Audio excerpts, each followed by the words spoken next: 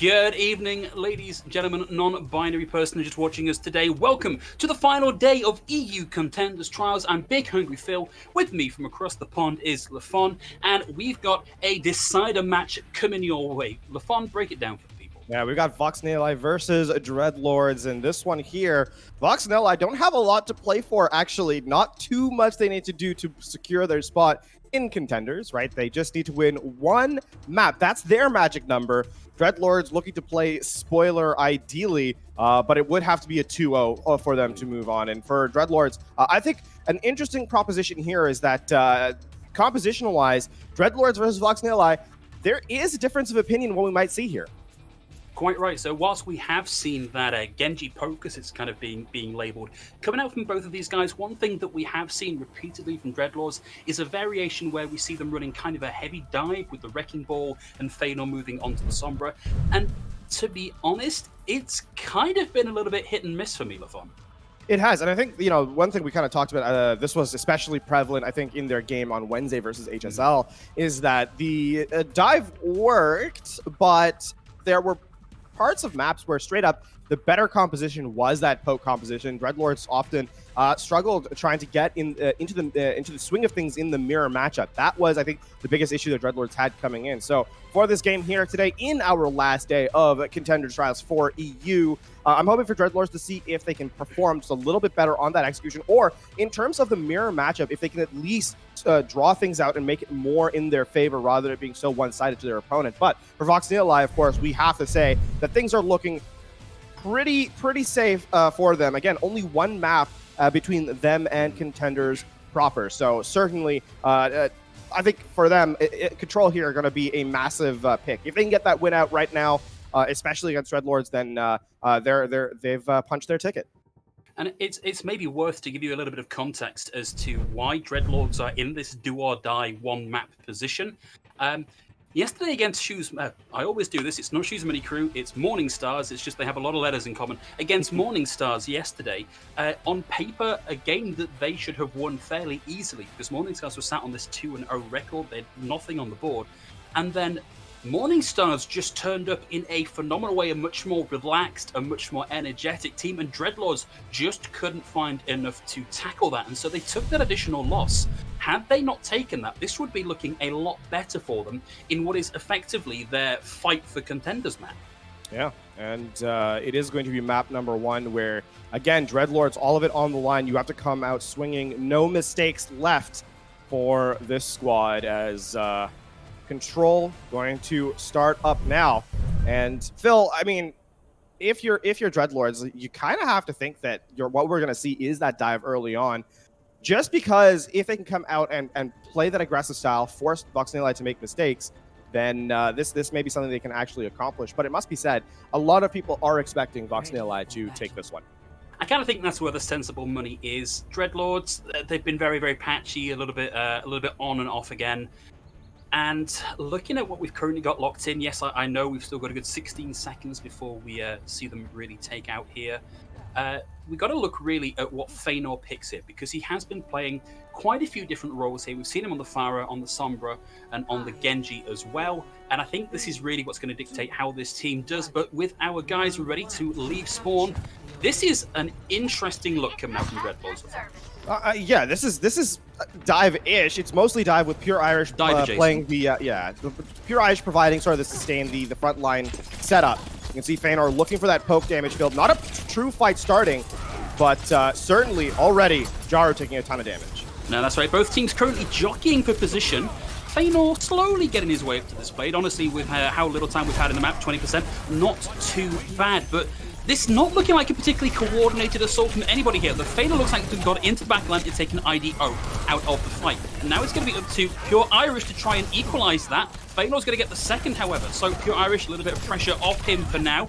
Kills looking good now for the Dreadlords. As long as they can get these next 2 or 3 off the board before the recontest comes in, they're looking good. But with that punch back, taking Feanor a big part of the damage off the table, things get just that little bit harder for Dreadlords. Looking like they might be able to stabilize here, having taken the main tank in Jaru off of the board. We'll have the pulse bomb ready for Arku, who has been doing very good work on that Tracer. And I kind of feel like I cast a curse. The guy just there whips that that pulse bomb into the waiting kinetic grasp, and no one is giving this up just yet, Lafon.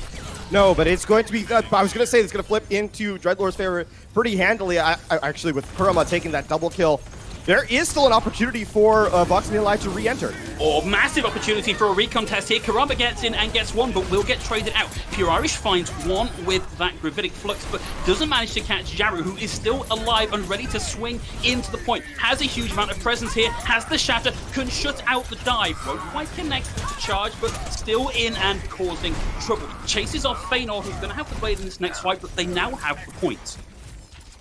I mean, you know, Vox and Nihili, they sort of bent but did not break. Yes, they gave up some percentage, but they're going to have a pretty good recontestant. Honestly, I would not be surprised at all if Jaro uses this Earth Shatter as a one-man shutdown, rather, onto Feanor. And with Arca being taken out so late, this is going to be go button right away. It's kind of interesting here from NKZ using the Flux so early, is that they kind of had that one, I feel like. They were just waiting for Dreadlords to reset. The best condition there is that you can just win more, right? You can shut down a push by getting a team wipe. Unfortunately, no kills come through, so it's more of a wasted ult than anything else. But again, look, there's the amplification matrix as Dreadlords eye their opening. Oh, well, there's the shatter.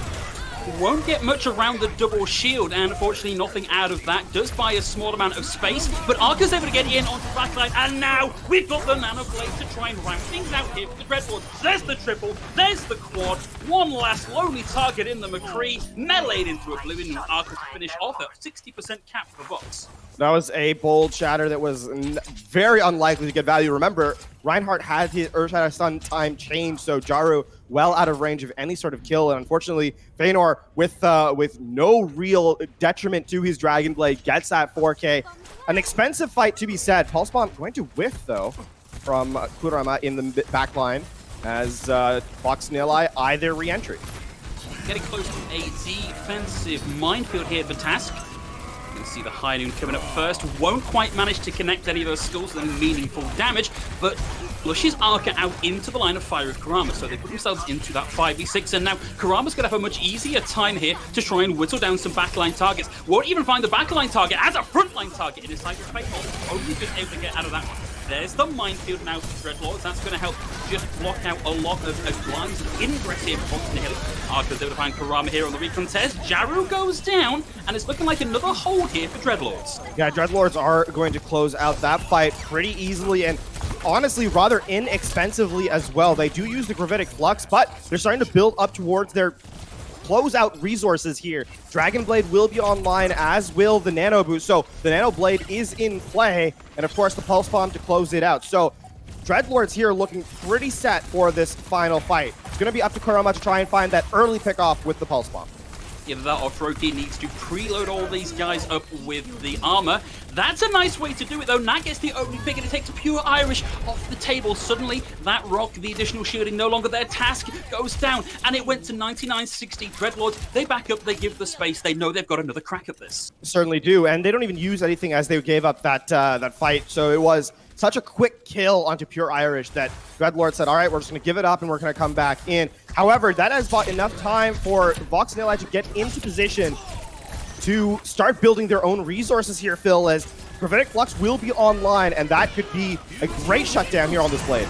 Well, that's what we're going to start things out with, and he dashes through, avoids the Gravitic Flux, but we already see the support lineup from Cloud and Source already taken off the table, and Feanor can only find one with the 2 ultimate combo. We're at 92 to 99 here, and as Feanor goes down, it's going to be down to Arca just to try and keep this alive that little bit longer. Got to keep things going for the recon test.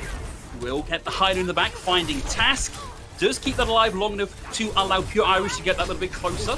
We'll have the rally now from Cloud as well, which is going to make it that little bit harder now for Vox and Nihili to get in over the top and deal meaningful damage. And it looks like we've got the flip there. Vox and Nihili just backing off enough to secure that. Jared's going to get the pick onto Pure Irish though, but this is a great angle for Vox and Nihili. I was going to say for IDO, but IDO just gets focused down by Arca, and very suddenly this is the Arca show getting the double there. Kurama looking to answer back now. Kurama with the Pulse Bomb needs to stick this somewhere pretty impactful, because Arca right now is doing so much damage and so much work for his team. As the dash reset comes through, Kurama goes down. Oki with a valiant attempt at a recontest won't be enough, and Dreadlords are keeping things alive. These teams are, you know, honestly a closer round than I kind of expected at the start there. a good reset from Dreadlords to bring that back into their favor. They give up positioning, they give up that sort of, they don't use anything on that recontest either, you know, when Vox Nihili comes in. So they're able to come back into the next fight with their cooldowns, and it must be said, it's tough to land the Gravitic Flux on moving targets, and Pure Irish, it misses, and the Dragon Blade is enough to get just enough kills to get the fight moving into Dreadlord's favor. So, talking about moving targets though, Levon, look at the divey compositions we've got coming out from our teams. Yeah, I mean, it's basically, well, it's going to be Pharah Mercy actually instead of the Genji here from Feanor. And Feanor, a strong Pharah player in his own right. Yeah, that's right. Recently won the Caster's Nest Pharah Mercy Gala, first place that one, so a really strong pick for him here. Struggled a little bit the last map we saw him to find real value. Ilios and the Genji still will catch them as they try and rotate up onto the high ground. We're going to see NKZ go down first to Pure Irish with a bit of help there from Source. Big advantage now. A large amount of your disruptability and health will taken off the table. Yeah, this is going to be a capture, I think, for Dreadlords as they head to point. Pure Irish is controlling the high ground here, just playing Gatekeeper onto any DPS that come in, making life so difficult for NKZ. Man, that is NKZ having a real rough time of things right now. 2 entries, 2 deaths. We'll see the rest come through onto Source. No point cap just yet, but Dreadlords, they're kind of playing this slow, and they're able to. They're going to come out of this with a lot of ult charge ready to go too. Yeah, this fight is pretty disastrous for Vox Nihili, Phil, as they give up point, but they never really get that re-entry they were looking for. They don't reset, as you said. NKZ kind of forced out of the dive on both engages. There is going to be the nano boost available here, but Ido's so far away from his blade. Just a vanilla anyway, just going in, helping to build towards that blade, hopefully. But Ido looks to be getting focused, but will get a pick here. Source is going to go down. Res from Cloud should be available if there's a safe position. We'll see that come through now. Feanor and Arco both have their ultimates ready to go, and the barrage comes out first. It gets through the defense matrix, through the mech. Won't find Baby Diva, but does get Froakie with the follow-up damage. Looks like to be another hold here for Dreadlords. Toss actually commits the Transcendence there in that fight, despite the fight ostensibly being won. And now the only 2 things that are going to be available for Dreadlords in this next engagement is the Minefield, which can cause some chaos on the point, and the Valkyrie from Cloud. So, I mean, this Dragon Blade there isn't really much to contend with it, aside from, you know, just taking Ido out by himself. He doesn't have the nano boost available, so he will be squishy, but a well-timed blade could provide value. It really could. There's going to be the Minefield, traps a couple up on the high ground. Doesn't look to have done too much damage just yet. The Source is able to find Jaru here. Blade is still online, Valkyrie pop now from Cloud, and there is IDO on the high ground, toe-to-toe with Source. Will fall down, but Pure Irish and Feanor are able to help in running him over. Karama's going to find Feanor. Res comes through onto Source. May have wanted to keep that for Feanor to keep him in that fight that little bit longer. Minefield from NKZ will find a pick here, but it looks to be too little too late, and this is getting desperately close to last fight territory for Vox Nihili. It absolutely is, and Vox Nihili haven't confirmed the kills yet. Arca still comes through. Phil, this is not over quite just yet. Oh, Pulse Bomb comes through, finds Jaru. IDO still alive. They did get the flip, but it looks like Dreadlords might not be going for the full recontest. No, and actually, Jaru does a great job there of making sure that the Pulse Bomb does not switch that in his favor. Arca sticks Jaru, but Jaru jumps in at the last moment to force Arca to die to his own Pulse Bomb. So, Vox Nihili, they get that reset, and I mean, it's still going to be a long uphill battle as they're basically fighting from zero. It's really unfortunate that they're in this position. They will have a couple of things to try and start things off here. We'll have the self-destruct, but as Source goes down so early in the fight as the dive comes through, you're probably not going to want to be in this fight much longer. No, that's going to be a reset. 3 kills, that's it from Dreadlords there. Feanor stuck in a corner. He's going to be taken down as well. A very clean re-engage from Vox Nihili, but they do have the, you know, coming into this next engagement, they do have to kind of deal with the barrage and self-destruct combo from Feanor and Pure Irish. So a lot of damage on the board here for Dreadlords. Vox Nihili getting close to, you know, some tools to work with here. They will have the rally, which can cause sustain in this fight for quite some time. That is quite a range to be firing a barrage in from. He knew there were a lot of tools there that could shut that down and was hoping for a Hail Mary, but it doesn't get anything. And whilst it's going off, we see Source goes down. Res comes through, but it's a trade with Feynor down here as well. So really for Dreadlords, we got to see this back out because they're not ready for this fight. No, there is only one fight remaining too in this round, as up to that 80% mark, the Dreadlords are, or sorry, the Vox Nihili is in last fight territory here. Vox Nihili, they can section off the point here, the minefield to close things out. Obviously the Primal Rage for the juggle, and Vox Nihili looking in pretty good position here. And it's going to be really rough to be Feynor right now because there is a nano-boosted tactical visor on the field from IDO straight into Feynor. The recon test stopped in its stride.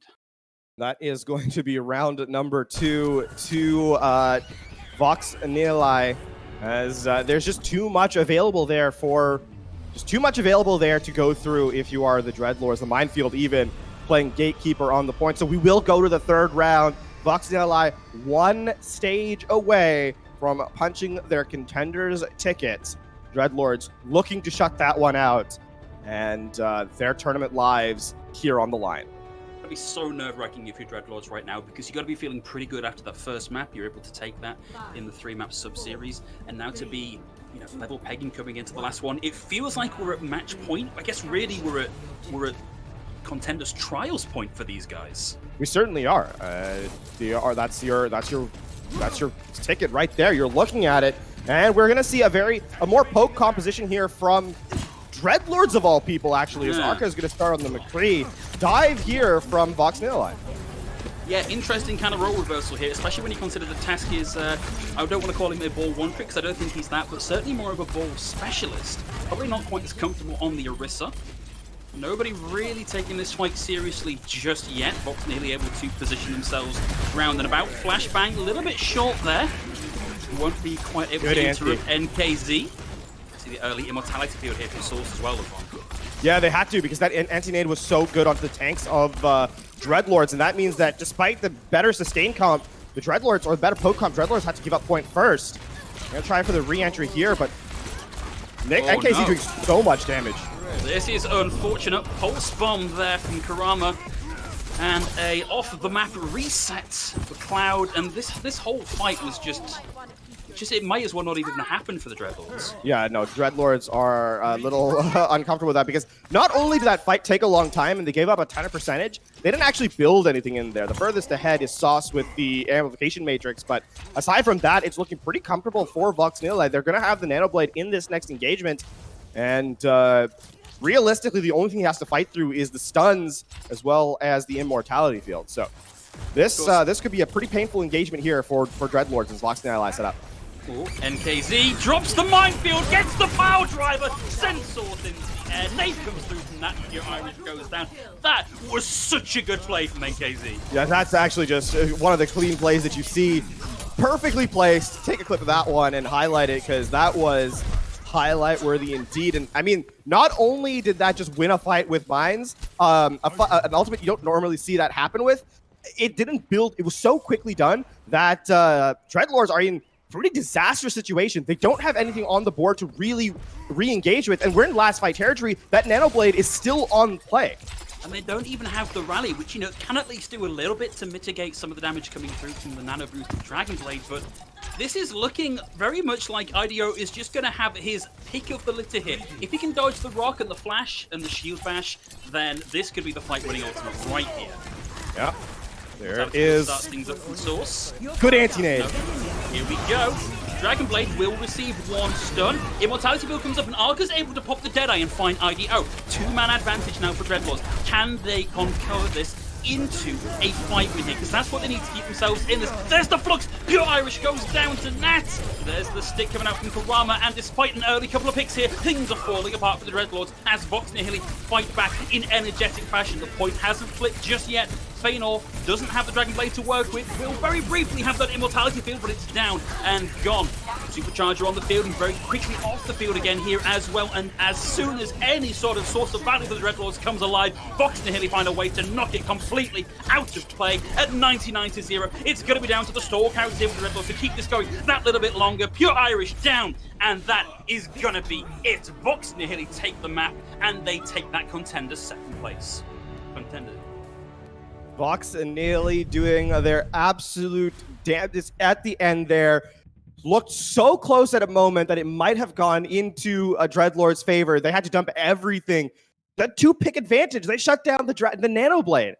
But unfortunately, at the end, they're not quite enough to close out the map. A good recontest from Vox Nihili. And as you say, they are now Contenders proper, as Dreadlords cannot catch them any longer, and second place rather belongs exclusively to Vox Nihili. It's a real shame for Dreadlords. They almost had that nice meaty underdog comeback story that we often hope for when we look at Tier 2 Overwatch, but Vox Nihili were just too clean. Dreadlords just lacking in a couple of key areas, and I kind of think that that final map on Ilios in particular, where they just struggled to even generate enough ult charge to try and win a fight off the back of a set of ults, I think is emblematic of how Dreadlords have struggled in the back half of the season to really make a name for themselves. Yeah, it is. It's going to be, that being said, it's not quite, the game still needs to be played out. We still have our second map to go at the very least. And for Dreadlords, yes, your chances at Contenders are over, but here's where you got to kind of continue to play up to your opposition rather than sort of take it lying down. It's a pretty crushing place to be in, but I think at this point, it's about proving to yourself, and I think to our viewers and to everyone around, that not, this position you're in right now for Contenders this season, it's not a possibility for you, but there are going to be further Contenders trials in the future, and you want to kind of make your best mark here and continuing going forward. So there's still a ton of gameplay left, and I think for Dreadlords, doing their best would certainly keep some eyes on them here in this series. That's right. There's still a lot of lessons to be learned here with the change-ups to the Contenders format and the fact that this is a much more regular drumbeat, that you're going to have these opportunities for trials and a shot at Contenders. Dreadlords are a month at most away from getting another go at this. Yep. So showing that you can do this here and just generating good VOD review footage is going to be invaluable for these guys to make a better crack at it next time. Absolutely. We do have to highlight there is going to be one sub in this next map, as Pingu is going to come in for Kurama on the DPS role there. So that's something to keep your eye out on for Vox Nihili in map number 2. Dreadlords, same roster since the start. They will continue as such. And we'll be back in the game in just a moment. Phil, I mean, one thing that kind of impressed me with Vox Nihili is that we knew them to be pretty good in the poke mirror and that Genji sort of recent double shield composition, but I mean the dive looked pretty clean from them as well. It's interesting to me that we've been talking the past couple of days of Dreadlords running this unusual composition when everybody seems to be running Genji poke and mirror. The fact that Vox Nihili were able to take them to task on a composition that they maybe haven't been running as frequently as Dreadlords have, and to make that look even better than Dreadlords have been making it look, I think says a huge amount about the caliber of Vox Nihili as a team. There's a reason that we are seeing these guys going back up to Contenders for the second season in a row. So if that's upwards from here for them on compositions like that, I'm going to be interested to see how it works out. Certainly, and this is it looks pretty promising for Vox Nihili actually as things move forward. We are going to head into map number 2, Blizzard World. Is going to be our hybrid map in this series. And I mean, I think Dive is probably going to take a back seat here, Phil. Maybe. Likely going to go back to that poke composition that we've so expected to see in previous matches. So certainly a more stable map compared to Control, and especially Ilios. Yeah, I have this image in my head of a button installed on every caster's desk that is just Control is chaos. Because it can be a little bit difficult to predict how these other maps are going to go, what compositions are going to be run. Like, it's much more of a roll of the dice to kind of win consecutive team fights in the same space over and over again. Certainly. Which, once you move on to the payload section of this, it's a little bit different. It looks like we're going to have a short technical pause for a second here, guys. I think, like me, a little bit overwhelmed by all of the sights and attractions of Buzzworld. I mean, I think everyone at some point has said this at some point or another, but Blizzard World being a real-world attraction would be kind of an interesting proposition. Yeah. I think this is maybe them going, we think this would be a cool idea, and, you know, any investors that maybe want to send some money our way to help build this, you know, we'll keep that in mind. That's what it feels like from Blizzard for me. I gotta say, Lafon, Overwatch is the first Blizzard game that I was really into in any way, so I kind of don't get a lot of the references in Blizzard World. Yeah, I don't get them at all. Blizzard Overwatch is the first Blizzard game I've played to any real extent, so you know I'm kind of out of the cold here when it comes to all those references and stuff. But I'll tell you the one I'd go to an I get Overwatch land. I go to an Overwatch land. I get Lost Vikings. I played that game on the EMEA back in the day. Ah, okay. All right. I mean, we'll have to get someone to teach us all these little hidden references and metaphors and in jokes, so to speak. Speaking of which, Dreadlords moving up through the lost and found of Lost Vikings. Kind of a split approach for now. Being on the low ground. Takes up onto flight to Duskwood. We didn't get a chance to mention it, but it is going to be that dive-esque composition from Dreadlords to open up here. Task back on the Wrecking Ball. Yeah, Task on the Wrecking Ball makes sense. I don't really know what value Pure Irish brings into this, other than being able to add a little more defensibility for Cloud and Source and not leave them alone as the tanks dive in. I mean, he's going to be able to take a brawl on the front line and have the shield. Ooh. Oh, Task! Oh, Task just had the worst time in the world there. Stunned, taken down to next to no health and only just able to get out. And Feanor, unfortunately, not even able to do that. Unless it's a very quick punch back here from the Dreadlords. It's going to be what's nearly holding here for now. There we go, that's the punch back. Froki trades out immediately to Cloud. Source down as well.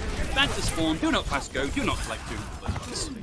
And it is Task who's the one who starts the round at basically no HP, the only one going to escape that fight.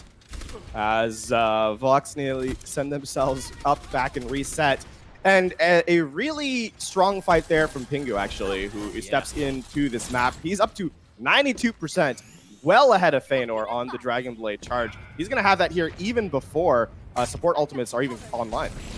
I mean, really, we're going to have a minefield on board. We're going to have a nano boost on board, but I don't see those finding too much value here unless Feanor can get really lucky just without even his Dragon Blade available, and that seems like a risky composition. You're going to have to wait for Feanor to get this, surely.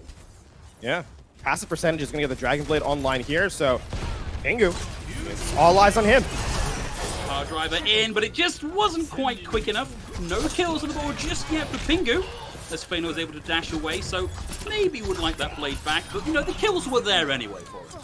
And he dealt the lion's share of the damage in that last engagement, right? The slash caught 3, and the cleanup was there from the rest of his team. So, you know, usually we expect this Genji to have the super high, flashy moments in the kill feed.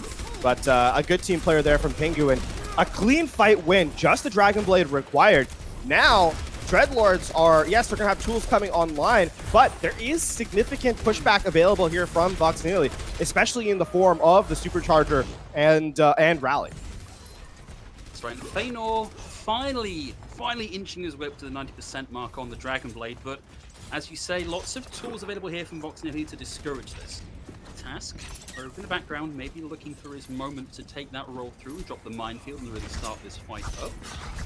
A little bit slow on the approach, we'll see him pile in. Now there's the minefield, power driver in over the top. Feanor now has the Dragon Blade ready to go, but they lose Arca, who threw in the pulse bomb and couldn't find anything with it. But this is now in the final minute here for Dreadlords. They've got to make something happen. And right now, without Arca, they're at 5v6, and there's nowhere for them to go. I think they should still go without Arca. Arca will go beats back quickly. Here's the Nano Blade.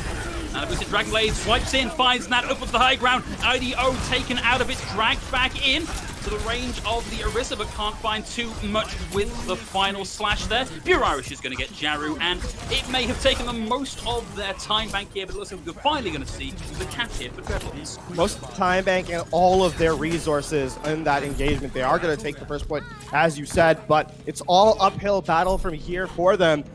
They will have a fight that they should just... I don't think this next fight here is going to be particularly good for Dreadlords. They're going to have to get an early pick-off. Well, Ido goes how about down. that one?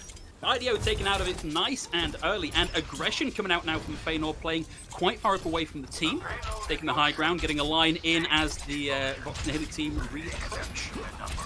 Oh, Task is... Oh, Task needs to stay alive here. Oh dear. He's not gonna... They've swapped onto McCree specifically to mess up Task's day. Yeah, Task now has to deal with 3 stuns in this next fight, or in every fight hereafter, as he's got the Sigma, the McCree, and that's just going to signal the go button to start things going. Ooh. Now Thing's able to find good anti-nade though. Feynor with a pushback, yeah, beautiful anti-nade from Source, and also get Source most of the way towards this Nano Blade. King falling very low, did commit the Dragon Blade, but didn't find too much value with it. Now the power drive from Task will generate the minefield. It's going to be Arca that gets the pick here. Looking like this might be a continuation of the push now from Dreadlords as Vox Nihili lose this last fight. And that hero of all of that was Sauce with that anti-nade just to shut down the push. Remember, that was looking terrible for Dreadlords as both Pure Irish and Task had gone down so very low. Sauce single-handedly bring that one back. And as you say, the Dragon Blade committed from Pingu is going to switch over to the Torbjorn just to dissuade the flanking here from the DPS of Dreadlords. I mean, this has become more and more anti-dive as the round has gone on, but we will have that nano-boosted Dragon Blade ready to go upon. I mean, anti-dive no matter, as the minefield in the backline.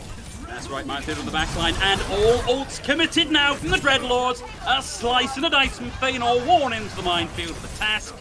We'll see their last few second contest coming out as NKZ is rounded off the point.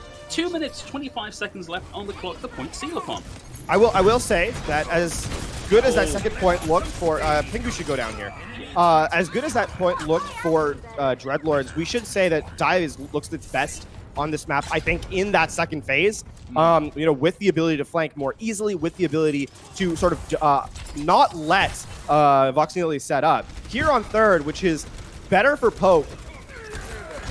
I mean, not if Arca keeps taking Pingu to task, but it's already looking pretty rough here for Vox Nihili. They needed to have not lost Pingu quite so early on. Luckily, his respawn's going to be pretty quick here. Arca and Task look to be taking a slightly interesting angle here as Arca is closing in on the full spawn. I mean, Pingu has to be escorted from spawn inside his team with Hal. There's the High Noon. High Noon will find Task. Minefield comes out though, so suddenly a lot harder for Vox Nihili to dodge out of the way. They're not making that too big of a problem though as Jaru takes Feynor out. Dreadlords are going to be backing away from this one as Jaru and the rest continue the chase. That's more than halfway through third before that first fight even happened though. And so Vox Nihili, yes, they're gonna get the hold, and they're gonna get a pretty decent time off the bank, but they've given up a lot more of the map than I think they wanted to. Swaps coming through wholesale from the offensive Dreadlords as double shield now in play for both squads. We're going to see Faruqi start things off here with a rally, and he's going to use that to great effect as the signal for the rest of the team to go. Cloud, Arca, Pure Irish, all down here, and now we are under a minute left on the clock, and Vox Nihili are playing outside of the spawn doors. What a halt there from Jaru to make sure that Dreadlords could not escape, and I don't know that Dreadlords see this one coming. Okay, so they're gonna back up after Faruqi spots out the shield. Here's that last fight. Yeah, a lot of ultimates available. Going to start things off with Nat with the amplification matrix. Comes in at a weird angle. They're struggling to find too much value with it here. But crucially, Pingu has the Molten Core here, and that can just stop any and all lines of ingress. IDO flanking into the back is going to have a free range into the head hitbox, and Arca's going to go down, Task down as well. They divert Cloud to try and get the kill. Molten Core over the point, force chased off, and that is as far as the payload is going. And this is now up to Vox Nihili to prove that they can equalize on their offense. Not an insurmountable distance to attain at all. And it really, I think, comes down to this first point here for Vox Nihili, especially with how well they defended on their own defense. If they can unlock the point with little fanfare, if they can get through pretty easily, then it's all about just continuing that time bank snowball to get to third point. Once you do that, then Vox Nihili are in pretty good position, but you still have to get through the first two stages to put yourself in that position to close out the series here in between these two teams. For Dreadlords, though, I don't feel like they can get away from running dive on this opening point, and in fact, they're just going to go straight for the Genji poke mirror. And arguably, they've been the team that have been looking the lesser of the two on this composition. So setting themselves up in a very difficult situation, Lafon. I think this is the first time we're seeing the true mirror, right? Between in this composition. Should Vox Nihili actually choose to leave spawn on this? Because if I remember correctly on Ilios, it was actually into a dive composition that Dreadlords running the poke, whereas Vox Nihili used the Wrecking Ball dive. So this is the first time we're seeing in this series the true mirror. Well, I stand corrected. Thank you, Lafon, for keeping me honest on that one. Still, I think just given what we've seen from Dreadlords and from I agree with your point, certainly. Okay, fine. Thank you. Glad to have it backed up by a competent authority. I was preparing to backpedal that. Well, Dreadlords going to be holding up close here for now. It's a point that they can abandon fairly easily if they want to, but always seems kind of risky holding here. That halt into the dynamite. Oh. Connects. RDO is going to get a quick quarter of the ultimate charge already, and Dreadlords are going to now have to back up and play on points. Low ground side. This is going to be a difficult fight now for the Dreadlords as the TNT collides in, and IDO halfway towards this ultimate. NKZ able to just peek around the corner and throw in some of the damage. Will get halted back in, and Immortality Field now out early for Source. It goes down, and suddenly the incoming damage is a lot more meaningful. Nat has the Amplification Matrix ready to go. So does Source, so it's Matrix for Matrix, but IDO playing the off angle here can just continue to pile in the damage. Feanor already has the blade though, has the rally over the top. He's going to be so hard to stop. Slices in, finds Nat, will get stunned out, so only gets one kill out of that one, but it's enough to buy them the advantage to take down the mob and to rebuff Vox Nihili for Nat. What an absolute brawl there as a Vox Nihili dropped to a man, and it was the superior sustain, yes. I mean, we saw how close on a nice edge that fight was going. With that Immortality Field down, I was genuinely expecting Dreadlords to collapse, but superior healing from Sauce and Cloud, and they just get to both ultimates, dump them in, get more value out of it, and obviously Feanor getting to the Dragon Blade. But this next fight, so critical here, as the only thing available is Pure Aish's Gravitic Flux. Pingu certainly going to try and look for an opportunity to blade here. A lot of pressure on the Sigma of Pure Irish. It's going to be NKZ starting things up and finds one with the Gravitic Flux. Pingu comes in for the double. No blade needed, able to do that just with the primary fire in the dash. Amazing combo there. The Gravitic Flux into the Supercharger, and there's nothing there for Dreadlords to look for. Again, they didn't really have much to commit to that fight, so they're going to give it up points A. Now starts the long march on point B as Vox Nihili looking to press their superior numbers. And still not that much to play with Dreadlords. It's again going to be down to Pure Irish trying to make something happen with this Gravitic Flux, but he's going to be coming into a Dragon Blade. He can at least isolate that out and stop getting too much value. Feanor had to retreat softly just as he was so low to the, so close to dying there. Will now have the Amplification Matrix online for Source, so might buy them an opportunity to recontest the card fully here, but of course while all this is going on, we've got the Genji battle up in the air on the high ground, ignoring the rest of the team.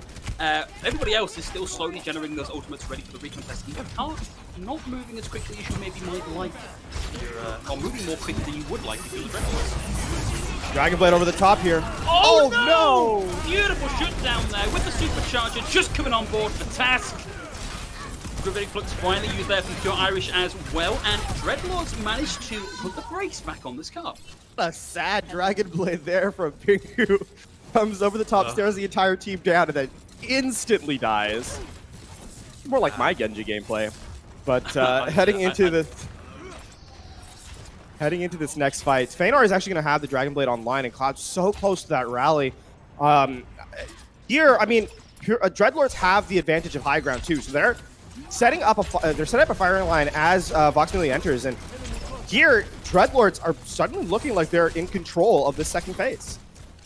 Indeed they are. Vox Nihili looking to rotate up through the StarCraft on the left-hand side, but Dreadlords able to match that aggression. The dive comes through, the dash comes through. Feanor able to get the reflect off. Will take out the Immortality Field and open the door for Pure Irish to get the kill onto Nat. Finds the dash and the kill. Ark is going to go. I was going to take IDO down, and it's just Jaru left trying to sneak this cart through whilst the fight was happening up above. Yeah, that cheeky play is not going to be taken lightly at all, and Dreadlords holding strong here. And impressively not that much committed in that last fight from Dreadlords. So they still have both support ultimates online, and Pure Irish building up towards that Gravitic Flux. So they are pretty set here in terms of resources. And again, remember, they have high ground, so it's going to be very difficult to execute on this Gravitic Flux from NKZ, despite him having it. They have to push into a position where they can get line of sight and protect their Sigma to be able to get this Gravitic Flux off for Voxnilla. We're going to start things off with the Amplification Matrix from Source and the rally from Cloud. You see IDO taking an off angle here down on the low ground. Has the Bob ready to go if they need it. In fact, that's going to be Bob coming out now. Now, Fox Nihili take the high ground away from the Dreadlords, forcing them back onto the car, giving them the offensive position, taking up the defensive position, and looking to use that to their advantage. Ping in the back, though, able to find one. Looking for the second. Won't fight with the dash reset, and there is a rallying Brig on the point, but that is it. And Fox Nihili finally get themselves back on the cards. And the cart is going to start rolling, and there is a small contest available now. It's all about how quickly can Vox Nihili shut down this push, as Dreadlords, they're going to send this task over to contest. Looks like he was booted away there just long enough to stop the recontest coming through. The one thing that Dreadlords have done here, though, is they've matched the time bank after a very 4.8 defense. It's looking a lot more level coming into 1C. Certainly is, and Task actually switching back to the Orisa here was just a last-second contest, so very expected. Hello. Now it's all about the execution on this aggression, because Vox Nihili, they still are in pretty decent shape if they can prevent the recontest from happening. If they can force the resources out of spawn, then Vox Nihili can come into this fight with the ultimate advantage. Here's the Amplification Matrix. That's right, loads things up. Most of that going into either the Immortality Field or the Kinetic Grasp. You see Ping looking for an Angu here. Flux comes in, out comes the blade as well. Slices through the Brig, but the pop on the field from Arca more than equalizes that, taking Pingu out of the fight. Jarrah's going to fall here as well, but the card wasn't contested. The card is now a scan 3 meters away, and there is 1 minute 30 seconds on the clock. It doesn't matter if you're the Vox Nihili and you've lost the fight here. You've got another good crack at this. A good crack at this, but with what? What's in your toolbox to bring this fight home? It is just the rally, actually, from Broken coming online. Feanor is going to have the Dragon Blade here. Amplification Matrix, they want to press their advantage.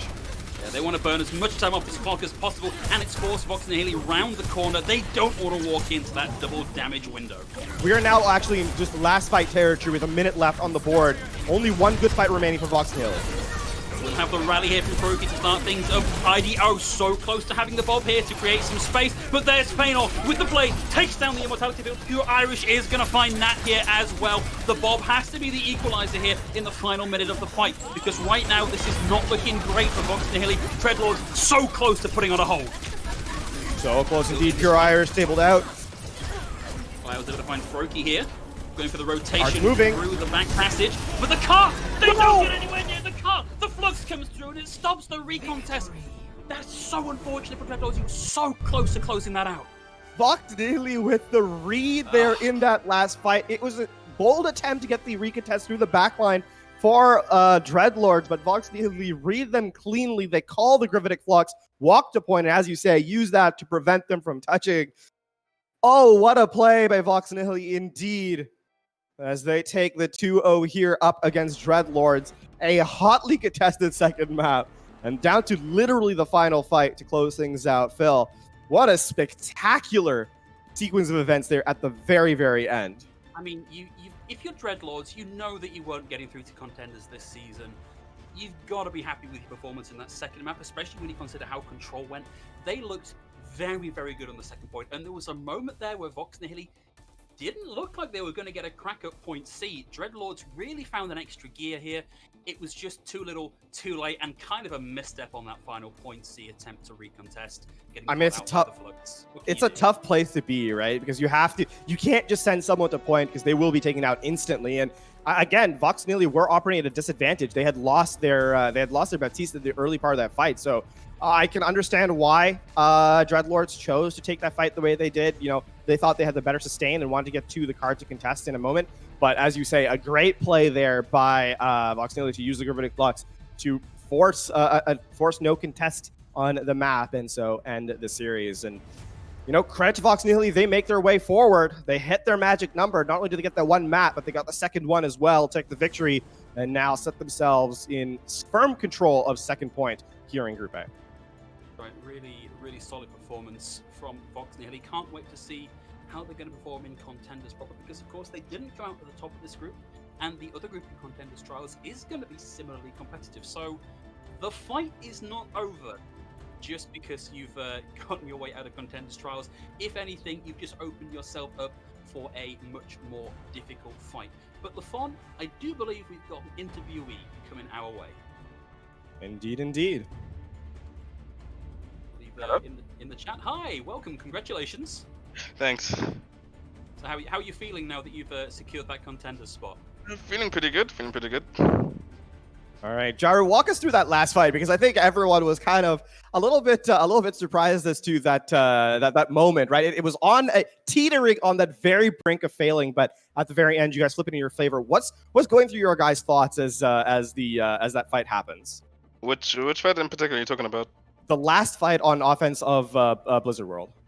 The last fight, I'm not gonna lie, I can't even remember, because like we were just like spamming comms, so like I can't remember what happened. The only thing I remember was that we somehow pressed Q, they backed up into like a room, and then we like fluxed them away from the point. So that's all I can remember.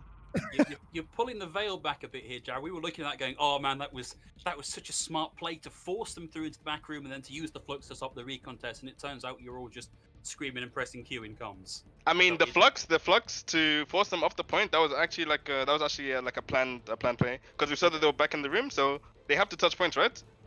And so we flux them like they can't touch point. That part was actually planned, but the rest of it was kind of like just button pressing, pretty much.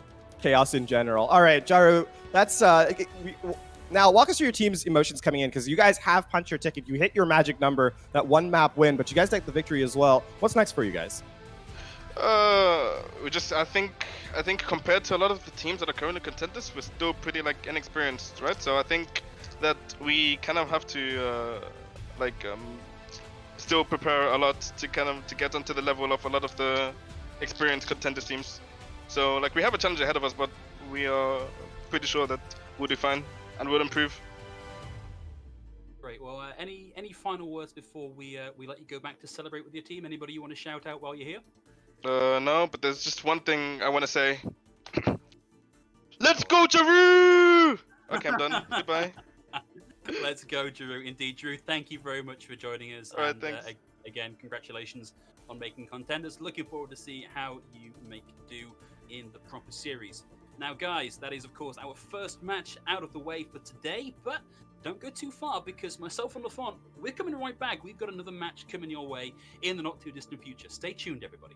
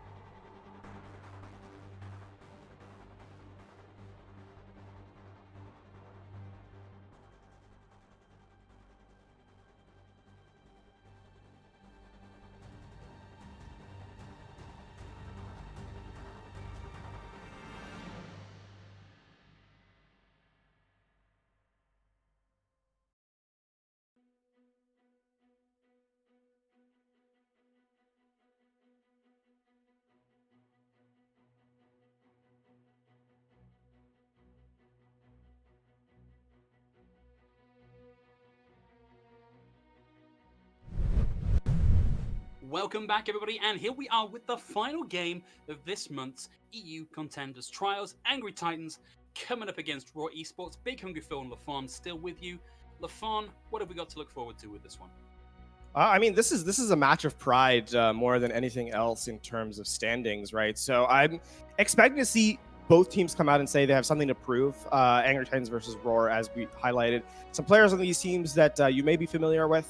You may also not. There's some young players here in terms of their professional experience. So I think this is, again, more of a staging ground than anything else. You're playing for pride. You're playing for to get noticed more than anything, I think, at this point in time. So I would expect a good game nonetheless, but certainly one that both these teams are playing to close out Contenders Trials. That's right. Angry Titans just missing out on getting that second place in Contenders Trials in their match against Avoided yesterday. So unfortunately, they're out of the running. Still in a pretty good position here to make an admirable run at third. And Raw Esports, they were looking very, very good yesterday. So if they can continue this this standard of play that we've seen from them, they can at least make Angry Titans work for it here.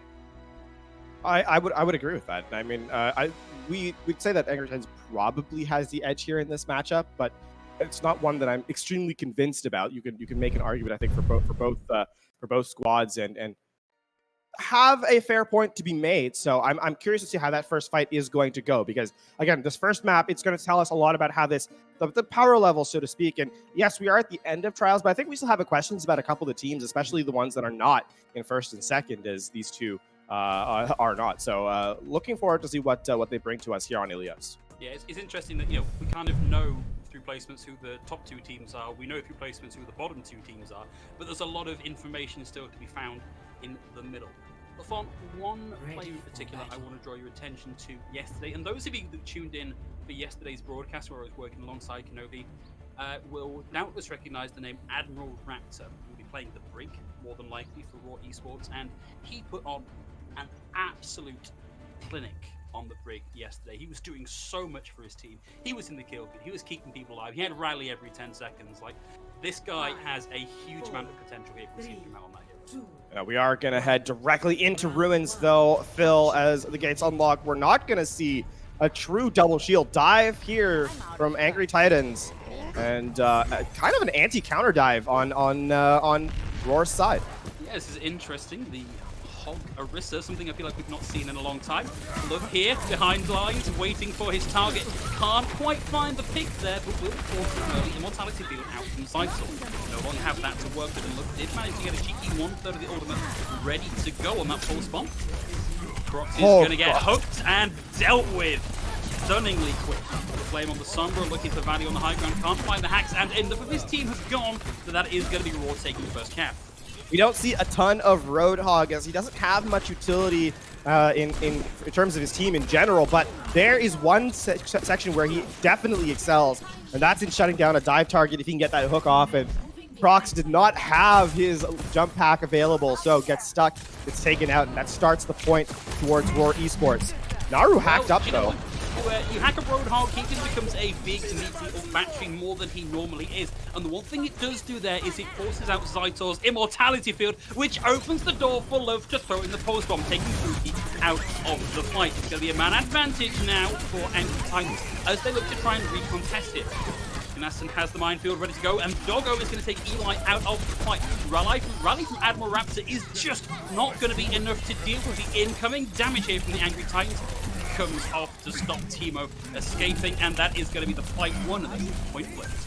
And that's at the 50% mark, so you still have some room to work with here. And, you know, we often talk about ult economy in general Overwatch since GOATs became a thing, but in Dive, you know, we don't really have that.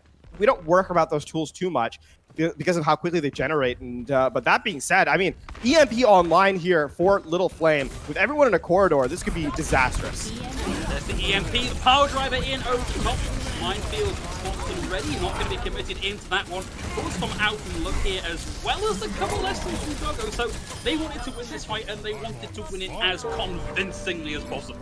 It certainly was. It was a 5-man EMP. The only one not caught it was Zytor, but even the immortality field was not enough to defend everyone.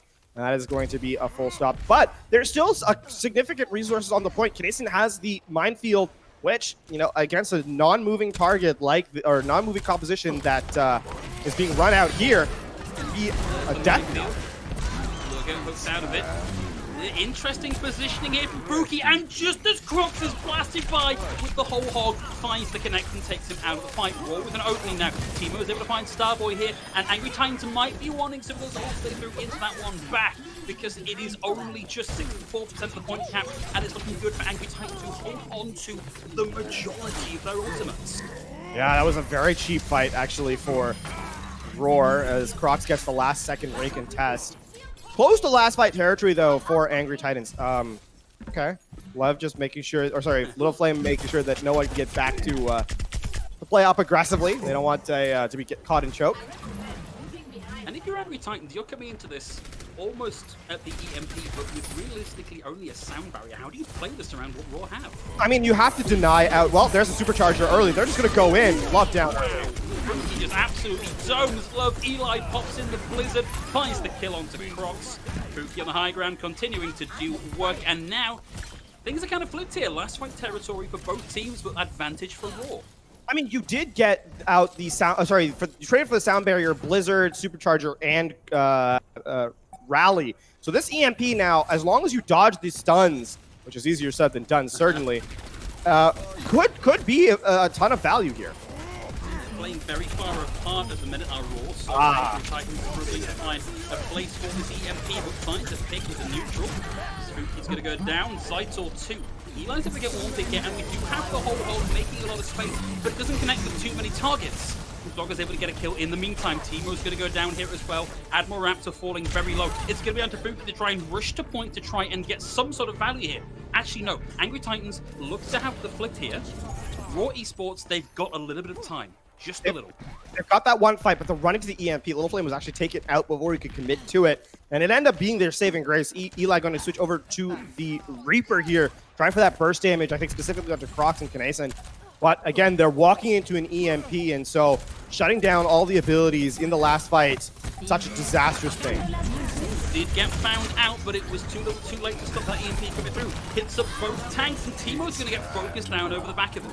And that's able to roll back to the point to keep that contest going. Crocs ducks forward into the front line, swings the monkey arm, and buys the space to stop the recontest. Angry Titans are going to take this first point on Ilios. Very, very close round, but again, the fight that was won without the EMP sets up that EMP for last.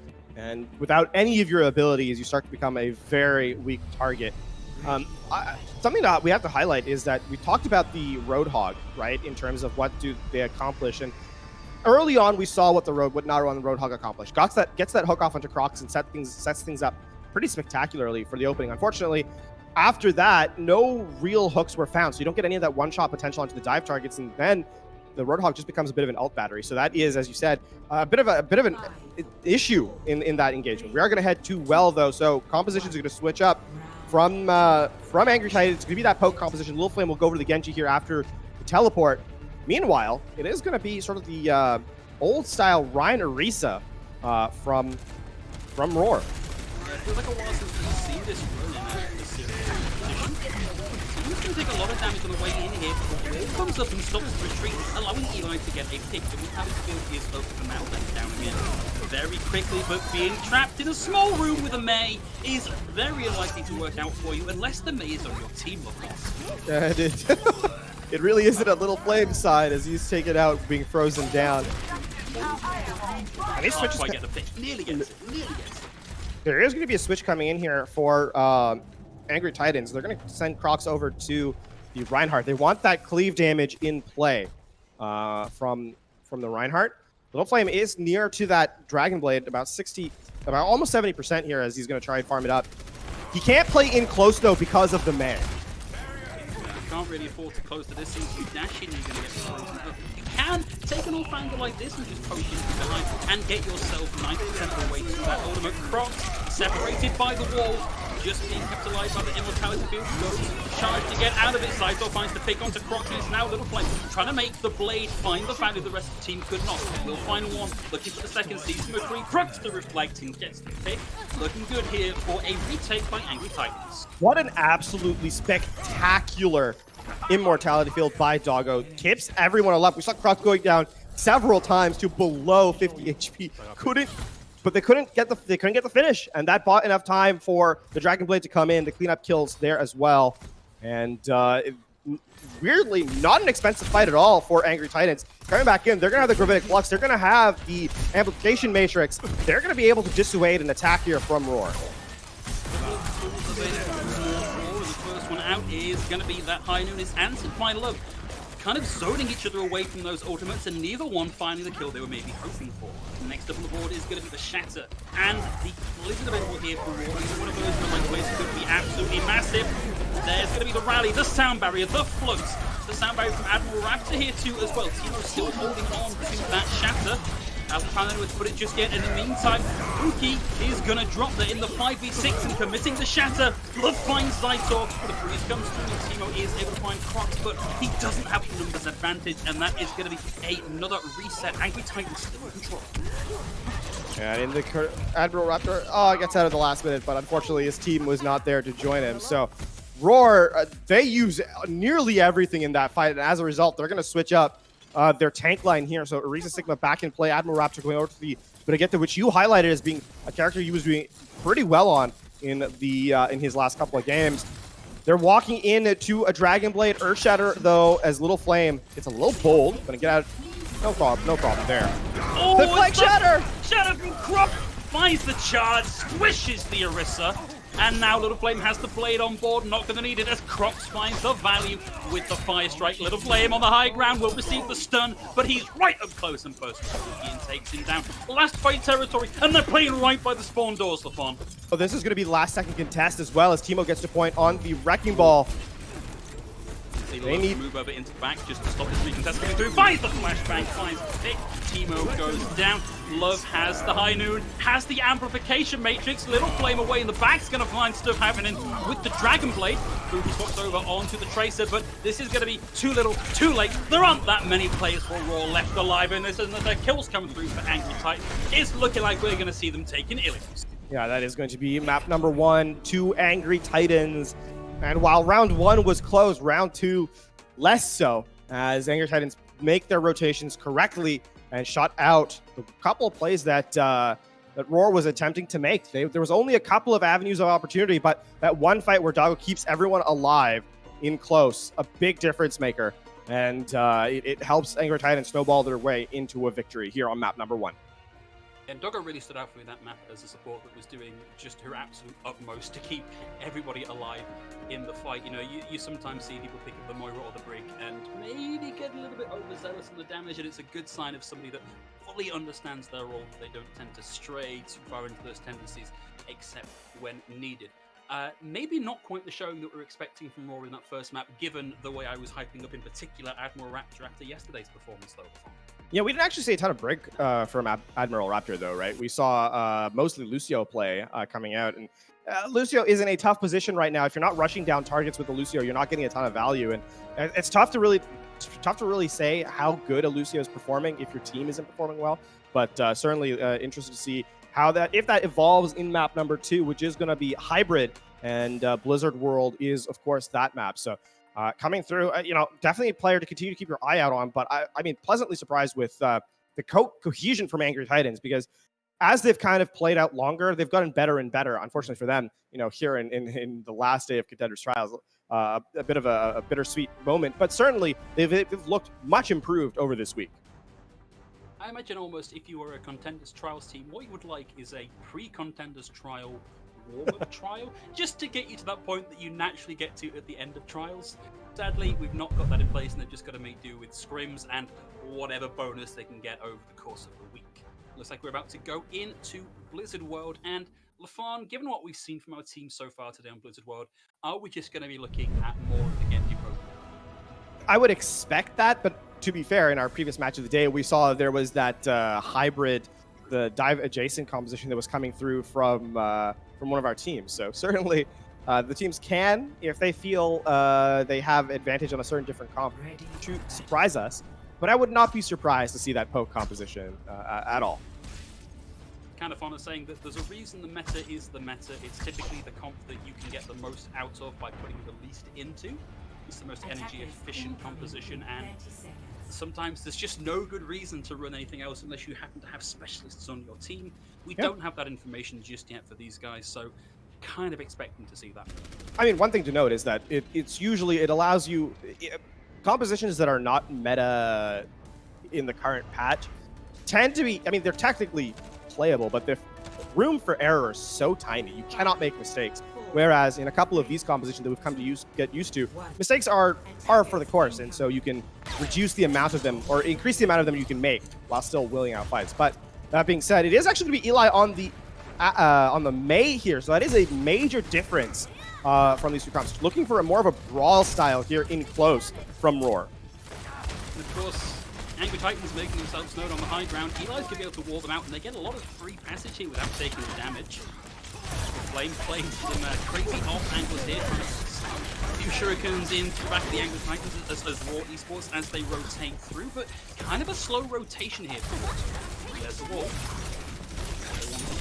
Nice big hold with the Intermission combination. There's the Anthem once again. See a little bit mistimed there from Low, but he's already at 60% on the way to the ultimate. Ooh, it's going to be a long rotation there from Angry Titans. They've already given up 1 point or 1 tick. And they just completely crumble in this fight. Fruity with TNT's able to take Little Flame out of the fight, and then once that table leg is pulled out, the whole thing just comes crashing down around them. A bit of an awkward scouting phase there from Angry Titans. They don't recognize the Mei, and as a result, they can't really take a fight on point as Eli just slows them down. And, you know, now you're in a really awkward position as you don't get a ton of value in that last fight. Roar now have control of the high ground as well. But you can't push into a Mei very easily without, you know, taking some damage. Yeah, exactly. All right, in this next fight, though, I mean, you can see Angry Titans making a long rotation. They want to get the high ground. Fuki's so low, they get him. All right, good start. That's huge, yeah. Fuki down, Immortality out early as well. Raw going to rotate back out of the line of damage and away until they are in a position to come back in. Actually, with Teemo going down, they're going to buy some more ult percentage here for Angry Titans players. Little Flame trying to farm that Dragon Blade up. 85% playing a little close to Flame. Yeah, we'll need a couple more shurikens before that's really starting to get the bonfire going here for Little Flame. But a lot available, and this we saw in the previous round. This is such a good place to be holding on point B. Yeah, it certainly is. You have to make the rotation to push them off the high ground, and you know, Angry Titans are choosing the passive approach again with that Mei. You're walking into so much damage here. There's going to be the Flux to start things off. A beautiful wall out from Eli stops the follow-up damage. He's really got the rally ready to go here as well, but it's going to be again too little too late as Love finds the shot onto Fuki and takes him out of the fight. And in the meantime, Little Flame has been able to generate this Dragon Blade ready to go, and he's still in there flashing through. Gets too close to Admiral Raptor with a shot out of it. This is a fight that Angry Titans have already won. Well, the Gravitic Flux is going to catch the front line. See the amplification matrix there as well. Love commits the Bob, but he gets focused down incredibly quickly. And Raw have managed to turn this around. That was looking very much like a lost fight for them. It was, but I mean, you know, they use the Gravitic Flux. They don't get any kills. Here's the rally now out from the defense. Dragon Blade over the top. Oh, that is such... no, he spends way too long in the air, and Eli just knocks him out of the sky with the icicle. Fuki's turn with the Bob here. Throws it into the middle, landing on the cart, putting in a lot of pressure, and Angry Titans scattered to escape the incoming damage. Eli's going to have the Blizzard here, gets the Halt, sees them come in, gets it around the kinetic grass, and lands it on the target. The Mortality Field goes down, and it becomes a shooting gallery for Teemo and the rest of Raw Esports. That fight all started off with Lil Flame doing his best Icarus impersonation as he goes way too close to the sun and gets punished for his misdemeanors, and that's going to be the reset there. That was a fight that Angry Titans should have been a little bit more present in. Unfortunately, as we saw, no value from two of their biggest resources in the Dragon Blade and Rally. They have forced Eli to commit the Blizzard here, so they will have a fight here in this next engagement that they should have at least some room to work with, especially off the back of the Supercharger. Can they burn through the Rally armor of Admiral Raptor? It's all going to come down to that here from Angry Titans. There's so much time left in the clock. I think we can say for Angry Titans that Look in particular, Look has been very good at finding a hit. And so we're going to be relying on one of those here from Look to really start things off. And very close to the Bob here. See the rotation through the backstage area here with Blizzard World. I mean, that supercharger didn't get much value. They just bought a little bit of time here. And now it's Roar has the supercharger coming out. Now Supercharger in a very defensible position here. The team are unlikely to be taken off the table anytime soon. And we're going to have the Bob committed here as the rest of Angry Titans look to regress their way away from this incoming damage. But ult trade for ult here as Maximum goes in with the Riveted Hook. We'll find one takes his opposite number off the table, gets the second out onto Eli. But Funky has an angle here, but maybe a little bit too late to really make anything happen with it as Angry Titans starts to round up the fight. Really good play by Canadian to bring that one back. It uses the Riveted Flux after the Immortality Field was committed and gets essentially 4 kills for his trouble. And again, that was a fight they needed to win. So credit to Canadian for bringing this back to Angry Titans' favor. Now, with that, Angry Titans actually have some room to work with. They have some breathing room, so to speak, as they have their support ultimates back online here. So they will be able to mirror out Roar on their entry. Now we've taken the lead here. Of course, we'll have the Gravitic Flux as you mentioned, but Little Flame is on the high ground here and has a bead on where Fuki might be, gets him close and takes him out. So 1-man advantage already, and Little Flame is still constantly playing these flanking angles and providing so much pressure. Team was able to get the equalizer. Dragon Blade coming out now for Little Flame. Will take out the Emerald Field and Admiral Raptor with more or less the same swipe. Fuki's going to get Starboy on the way out, but it is Angry Titans to hold. All right. Now, I mean, again, a somewhat forced fight there for Angry Titans, and they're dealing with the Blizzard coming forth from Eli in this next fight. If they can continue this high ground defense, Eli's going to have a hard time sort of landing it. Supercharger early. Looks like that Bob may have gone a little bit further into the backline than Fuki really liked, although he has managed to find luck. It's going to stop the recontest coming through for the amount of time that Bob is on the field. Eli still with the Blizzard. Can't find anybody really grouped up enough to secure several kills with it just yet, and we see Little Flame dash out of the line of fire. Angry Titans working their way back away from the aggression coming in from Raw, but now Eli has the high ground, can just lob this Blizzard in from the high ground. There's nothing left really to contest it, and Angry Titans continue to fall back and back and back as Eli moves in closer to the spawn. It's now Teemo walled off and the Blizzard out here as we approach the final minute and the final handful of meters on the point here for Raw Esports. Angry Titans are keeping this contest going that little bit longer as Knason gets demexed and destroyed, and Doggo goes down. 45 minutes on the clock for Raw Esports. They did get below that 1 minute mark, Phil, because if they hadn't, that would have been a pretty disastrous look for their offense. That being said, now all they have to do is complete the map. Time bank is irrelevant. Obviously, I'd like to have more time, but at the end of things, just completing the map is all that Angry Titans need to do to give themselves a second chance here. And that last fight was so messy, right? I mean, never really a true fight in the last half of point 3 once Roar got the cart moving. I don't mind telling you, LaFon, it was a little tricky to keep track of exactly what was going on through all of those fights. So thank you for the moments of clarity you brought into that one. Looking at that time bank, though, it's worth noting that Angry Titans had a really, really disastrous point A defense. So Raw, if they can manage even a minute more defense here on point A, they're setting themselves up to be in a really good position in terms of maybe having this only cap in overtime for Angry Titans. I mean, certainly. And I mean, the one other thing, too, is that Eli is going to continue running this May, which is going to make life very difficult for the front line as they have to kind of dance around that freeze that May brings to the table. And if you're, I mean, Little Flame needs to, I think, start farming the Blaze just a little bit faster. It's a tough ask, but what you're going up against is if you're not burning the tanks down of the opposition, then it's going to be advantage in these brawl fights, definitely to the defense of Roar off the back of that May gameplay. So keep an eye out for that here as things move forward. What do you think you've done? Raw Esports up on the high ground for now. We're trying to Titans do just this. Looking for whole combos here, but enough shooting in way to stop not really connecting with too much. Scouting done, position given up instead, opting to defend this much more robust point A point hold. For Flame, all the way to Dragon Blade already with less than 30 seconds on the clock. Might be looking for that quick climb in the ult that you were looking for in the last piece of analysis, but a very slow contact here. Yeah, and Angry Titans have not really gained positioning. They're looking. If they can get this kill on Tsunaru, that'd be huge, but. Wow, managed to stun out the accretion there, but it's going to be Love that gets the first pick. He is now down as Naru trades it back.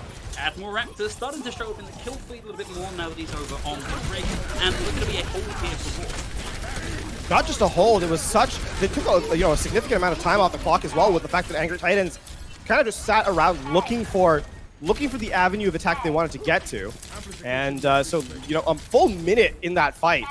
That Roar, no longer has to contend with. Coming into this next. Sorry, come on. No. That I mean, coming in, Angry Titans, they have to start to find the value from these resources, as defensively the amplification matrix is online. I'm going to say Angry Titans are coming up on the CPS. In fact, Little Flame a couple of shurikens away from having this ready to go. Zylo starts things off there with the amplification matrix. And Angry Titans quite wisely get out of the way. The rest of the is going to find themselves pinned up a little bit here. Wolf coming out now from Love, and Love themselves getting a pick onto Teemo. Looking good now for Angry Titans as they secure that first tick. And Knason rotates on the point to start that cap going. As the Flux lifts them into the air, stop the contest coming through. And does enough damage to them to make this just clean of duty now for Angry Titans. Knason, TNT over the top, takes a lot of damage, falls very low, but he is able to keep themselves alive. Alright, so, not necessarily the most painless point A defense there for, offense for Angry Titans, but they get it done with a pretty significant time bank, so they're okay with how that kind of went. Coming into this next engagement, I mean, you're kind of keeping an eye out for, you said, the Supercharger, and clearly the Dragon Blade here from Little Flame as they look to get this high ground. Eli is close to that Blizzard though, and if the front line gets a little too aggressive, that can be laid down pretty easily to shut out the push. Start things off though, Dragon Blade and Rally, and it's going to be Little Flame finding Pookie and Admiral Raptor here as well, and this is going to be a stupendously quick fight on the offense here. That's that Supercharger Dragon Blade combo we highlighted at the start of that fight. And it's as clean as you like. They did also layer the Rally just to make sure that Little Flame had that little extra HP to survive throughput. That being said, this next fight is very much in Roar's favor. Supercharger available and... Speak of the May, there she appears. The wall... Nearly went so badly for Pookie, getting all of that CNC in the face. That couldn't have been timed with more comedic perfection. Love on the low ground has the ball ready to go, and nobody is as yet touching the... Almost got C9 on that one. Going to send the Bob in here to start things off as Little Flame finds Pookie. The Supercharger out now for Teemo, but might not have the right number of teammates to make this happen. And as the Flux comes through, we see the kill start to rack up now for Angry Titans, and they are coming into point C with a monumental time back just as soon as they came. I mean, there was no defense there on second phase at all from Roar Esports. Little Flame giving the old what for as he gets assisted by Doggo. Oh, Teemo's gonna die here? Oh, he can't get out. Doggo tracks them down. This is absolutely disastrous for Roar Esports. Little Flame has to back out for now, takes a lot of damage and wants to escape with that blade ready to go in the next fight. Angry Titans don't have a lot of ults to work with. No, and they're, again, still going into the Blizzard, which is going to be a lot easier to land here, so long as it's not denied by Knason or perhaps even Little Flame's deflect. Certainly a tougher ask than you may think. Really coming in... to start this defense up with the rally. Certainly. So yeah, Admiral Raptor and Eli, two players to keep your eyes on here. Ooh, Little Flame with the blade finds the dash reset kill onto Pookie. Needs that last swipe to take out the immortality field, so only gets one out of that. But Angry Titans very firmly in control of the cut. We'll see Eli pop the Blizzard, but it looks like nobody's been caught inside it. Stun comes through, and Little Flame finds the pick onto Zytor. Bob coming through again from Love Charge very quickly. I believe lapped Pookie on this ultimate. Starboy has the rally here as well, and with just under 3 minutes on the clock and Crocs progressing up to spawn door, it's not looking great here for Raw. No, it isn't. The immortality field's gonna go down. Zytor, oh, this is 1v1 fight. I mean, it doesn't matter. The fight was already over. A little theatrics there as the point completes from Angry Titans, and it must be said that aside from that one sort of fight on first point, there hasn't really been a defense for Roar Esports here on Blizzard World. has been looking a little bit sad for Raw here. This was not the Raw Esports I was looking forward to seeing after yesterday's games, and I think this is starting to give us our answer as to where the stratification lies in the level of our teams in Contenders trials. Raw definitely putting up a fight here, but it's so far not been strong enough punches to really land that killer blow on Angry Titans. I mean, that's absolutely the case. And I think the one thing to kind of highlight here is that on the offense, there is still room for Roar to kind of get value here, Phil. I think there is an element, like we've talked about this. If Roar can unlock the point in OT, like point A in OT, and get the cart moving, and then win a fight with that first fight. If they can win that first fight in OT, then they can start to snowball things and make things a little bit difficult. Sometimes that 1 minute time bank is more of a blessing than a curse, but it all depends on that first fight going heavily in your favor. So, that's all a hypothetical at this point. That first fight from the Roar Esports is going to have to be spectacularly clean. Well, 1 minute on the clock, and no changes in composition here for either team. We're going to see Eli in on the May once more, and this did work out very well for them the first time through. Let's see if Angry Titans have learnt the lessons, or if that May wall is going to stuff them up a second time. Oh, Little Flame is playing so aggressively here. Oh yeah, wants to go for the spawn hold. Wait, is Eli going back to spawn to switch? Yeah, he's yes, he is. Okay. I mean, that's 30 seconds gone, though. Oh, big hold in TNT as well. And then Grass a little bit too slow to take that out of the offing. There's the hold accretion combo, but they're able to throw in the coach going to keep themselves going on that one. This is 10 seconds, just a little bit more on the clock here for Rory Esports, and they're not even that close to touching the point to get this contest going. Chicago got so low, but she's going to stay alive. Zytor, everyone! Rory Esports. They've got themselves on the point, and they've got the defensive capacity here. Love's going to throw in the bob, and somehow, in the final seconds of the fight, it's looking very much like Raw are going to make this happen as Eli gets the dash resets going and starts to find the kills. He has to back away for the waiting safety of the Arista shield, or else be taken out, but they did this just in the very cusp of overtime. That was the fight that they needed to win, right? That was the important thing. And Knason was taken down so late that he's only just now respawning.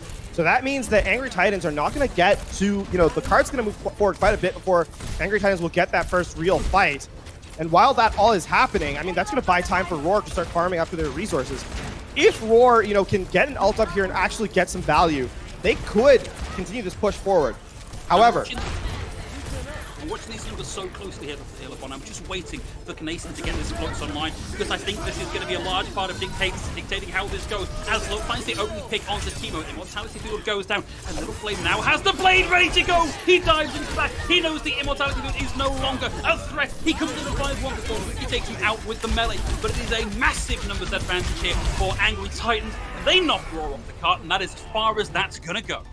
Great minds think alike. You were calling out the Gravitic Flux right as I was going to mention it as well. So the sectioning people off in overtime is such a strong ability, and the Gravitic Flux, starts that all off indeed. And now, 3 minutes just shy of it, 2:58 on the clock for Angry Titans here. As again, this is if that first fight is clean for Angry Titans, then you're starting to look at a pretty significant. A pretty difficult hold, actually, for Roar. So all of it lies yet again on this first fight. Can you break through that defense and take advantage of your superior time bank? I just kind of wonder if, with 3 minutes in the clock and not all that far to take it, you can kind of afford to charge your ults that a little bit slowly here. Like, the passive ult charge is going to give you most of what you need, even if you can't find the picks here, and then just all roll onto point, press Q, and win the fight convincingly enough to match that payload distance. Yeah, Love here is, not to get too caught into the spawns at the start. I wonder if he's going to go for, the grapple shot. That would be interesting. I would not be surprised to see the Ashe come back out. But this time it's going to be Roar going back to the Genji. Eli playing the projectile Shimada. Both of them are projectiles, but playing the much stronger Genji here. As May wasn't finding a ton of value. There's the teleport. Looks for the Widow shot. Nothing. Too many shields. Not a lot you can do about that. Is he going to stay on the Widow? No, he's going to go back to spawn. Okay, going to the Ashe. Makes just so much more sense. Dynamite is such a strong ability, even with the nerf cooldown. Yeah, 2 seconds may not even have been enough on that nerf, but we'll see how that washes out. Still, Raw Esports already over on the point, picking up the high ground, but the play takes the majority of that TNT to the base. Nice jump charge given over to Spooky. And, they know exactly where he is here. They're not giving him a huge amount of space to work with. Now, Angry Titans are going to make a long rotation here. They want to take the defensive setup, force the high ground to their advantage as Roar comes to meet them. Won't quite find that ultimation combo there. Ooh, the stun. Find the damage, and Field has to come out, goes down just as quickly. Field taken out now, and Nathan's going to be the first to fall here as Raptor from Starboy. But the DPS lineup here for Angry Titans is starting to make things turn around a little bit. In fact, both support's now incredibly low, and it's going to be down to Zytor to hop up into the edge, keep themselves alive. But Eli's able to do enough to bring this back, and Raw are going to keep hold with half the time bank burnt away. Little Flame has the Dragon Blade online here, so there is room for, I mean, that last fight teetered on a knife's edge quite literally as the dash resets came through from Little Flame in the end, but the sustain was too strong for Admiral Raptor and Zytor, so they're going to hold there. Now, again, is it going to be the high ground rotation? Are they going to be able to take the long flank in? That's half their time bank gone. That's half Angry Titans' time bank gone. So they have one fight really remaining here. This is the one that has to count. Kind of want to press the advantage here and use what they've got to secure an early couple of picks. Oh, Little Flame, he gets caught right in the middle of the amplification matrix, and look who all got a hand in getting that kill. The answering amplification matrix out from Angry Titans now. Not able to find a pick with it just yet as Raw Esports back away from the incoming damage. The one thing it has done is secure the A line into the point. Nason not quite able to get out of the way of that gravitic flux of fruit that takes him out with the TNT. Little Flame goes for the hero play with the Dragon Blade. We'll now find Admiral Raptor looking for a second to keep his team in this fight. Finds Fuki looking to get the melee kill. Not quite able to get it, and Fuki just takes him out with a bit of help there from Eli, and now 25 seconds left to go on the clock, and we could be going here to one map apiece. Hello. This is disastrous for Angry Titans. They looked for that one play, but they couldn't find it, and now all the tools are in Roar's point. They actually have the Dragon Blade here. They have the positional advantage, and the time bank is in their favor. Roar are looking for the go button. Start things off with the bomb. It's going to be Eli that takes a look themselves out of the fight. Will get rocked out of that ultimately. Flame taking Eli down. Get Starboy here, and now it's down to Naru on the point, trying to go toe-to-toe with two tanks with the help of the team. Will find the picks there. Admiral Raptor with the whip shot kill onto Nason. There's just nobody left alive in Angry Titans that can make this happen. And that's it, 1-1 with a phenomenal hold there from Raw Esports. Yeah, taking full advantage of the timings that they had, and Angry Titans just taking too long to execute on their chosen play. Trying for the hero plays, it must be said, Phil, and they do not come out on time. And as a result, Raw Esports play cool and collected and take map number 2. So we're tied up 1 apiece here. And Angry Titans have to be a little bit frustrated with throwing away that much of a time bank advantage. 2 minutes and 15 seconds difference between the two teams in their time bank. But it is, in fact, Roar Esports coming out with the victory here in map number 2. So the third and perhaps final map coming up next. Not entirely sure what map we're going to next, but of course there are a number of which where a draw is possible. So who knows? Maybe we'll get much more of a series than anybody was really expecting on this one. I mean, Assault is the next map type, so therefore Temple of Anubis will be the one that comes through. So, you know, a draw, very much a possibility here in map number 3. Yeah, if there's any map that can bring you a draw, it will be Temple of Anubis. Quite a slow and grindy map, particularly on that point B. I have to say though, LaFon, it's a little bit heartening to see Raw Esports punch back here. I think we maybe did them a little bit of a disservice when we said, you know, it was an unfortunate time bank. They maybe weren't looking quite as good as Angry Titans. This is much more the caliber that I saw from them yesterday, so I'm glad to not have to eat yet another set of words on a prediction about a team. Looking forward to seeing if they can keep that momentum up as we come into Anubis. I think we'll have to go into conversation about how to kind of hedge your bets when you talk about a team that's doing well, right?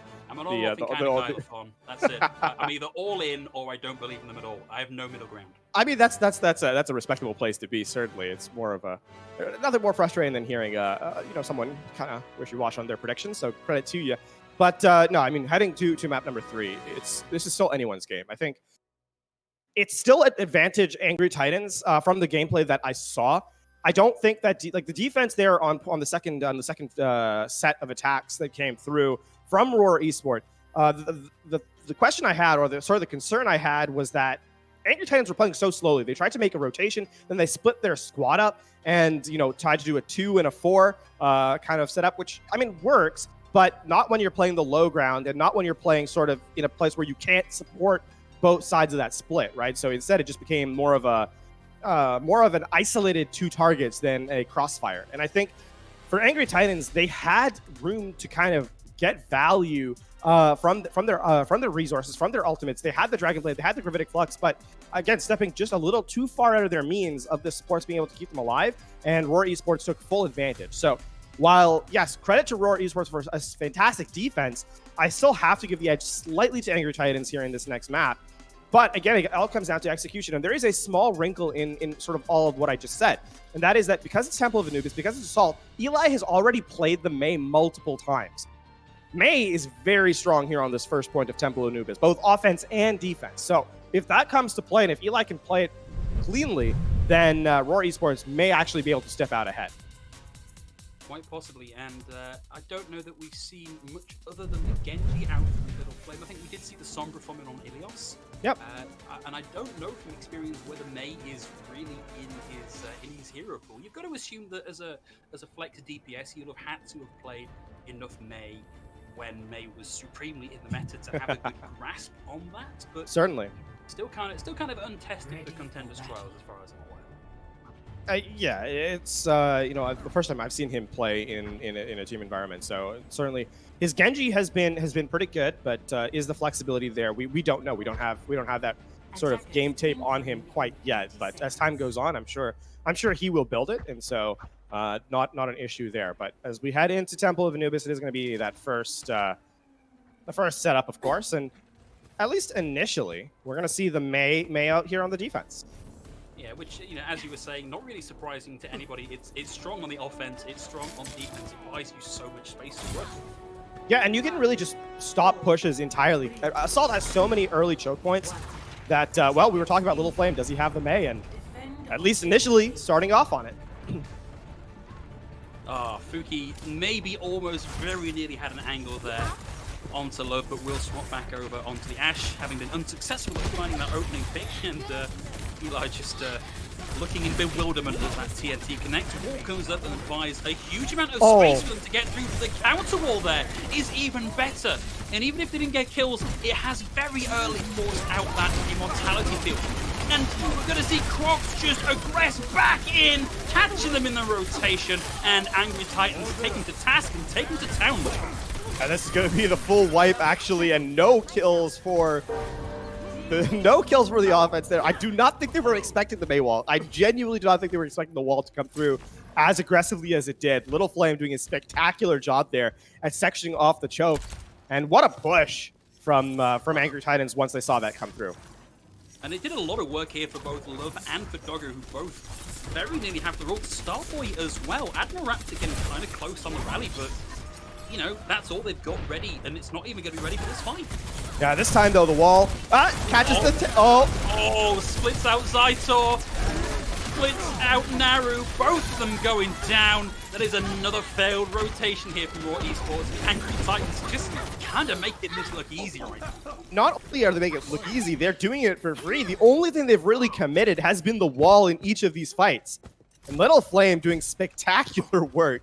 Perhaps not so good at parkour, but on the Mei wall itself, on the timing, has been simply superb. So really, really putting 2 fight wins essentially off 1 cooldown. Caster's notes, back to Little Flame. Good work on the walls. Please work on your platforming skills.